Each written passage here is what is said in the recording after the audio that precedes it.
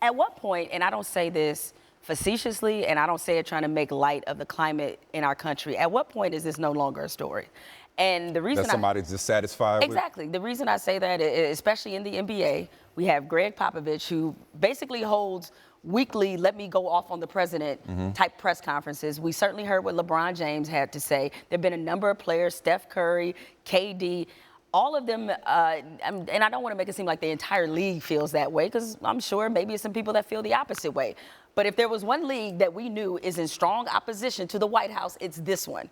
So is talking about what Kevin Durant said about the president, is that essentially saying, hey, guess what? Water's wet. The sky is blue today. I understand where you're coming from, but I think when you listen to what's being said and how direct and how forthcoming players are about, like him or not, the president of the United States. I call him President Business. I can't bring myself to say his name. I call him President Business. If you've seen the Lego movie, you know the comparison.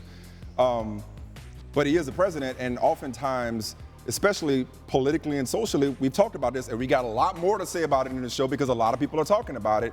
There's a reluctance to disrespect not only the individual but the office. Okay, you don't want to. Guys have been reluctant to put themselves out there, like LeBron calling him so-called president, or Kevin Durant saying we don't fool with him. Which, newsflash, he doesn't fool with you either, or people who look like you. Right. He doesn't fool with you, Right. and it's the idea of you going to the White House or not is a moot point because you won't be invited. Because one thing this guy does not like is to be embarrassed. He's only going to invite his friends. And they're all going to go together. KD says it's not an organizational decision. But it kind of is. It is, because they're not going to leave anybody behind, the Warriors. So they won't be invited, but if they were and they didn't go, they're all not going to go. But I say that it's still noteworthy to your point, Jemele, because when you have guys so willing to be frank about the president and talk publicly the way they might in a barbershop or the way they might in private, given everything that's on the line traditionally for high-profile people and players, all it speaks to is the fact that the guy that works for us, the elected official, the guy that reports to us in theory, that is not our ruler, so many people recognize how little he respects the position, how little he respects the office, how little he appreciates his obligations. So really, to me, it's a story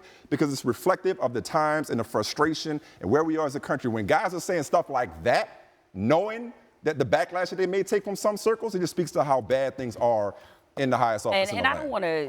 I don't want to be guilty of what can happen when we're inundated with not just with how people are speaking about the president, and I'm not taking issue with what he said. Oh, I understand where you're coming from. But we're living in such strange times, and there's just so much of it to the point, like, I don't want to make it seem like it's normal, but at some point, like people who accuse us as a network, us as a sports media entity in general, of not wanting to stick to sports, and we just want to hear about the games. As I point out many times, the athletes aren't letting us. So even if I wanted to. But I don't mind that, though. And honestly, I'm tired of justifying it. I'm tired of justifying it for the crowd that says, stick to sports, I want an escape. That's your reality. There's a lot of people's reality for whom that is not an escape. I'm sick and tired of us and everybody else having to apologize implicitly or explicitly for discussing something that is the most important thing going on in our country right now. And if you want us to stop talking about politics and social issues, pay our taxes. Because let me tell you something, we pay a lot of them.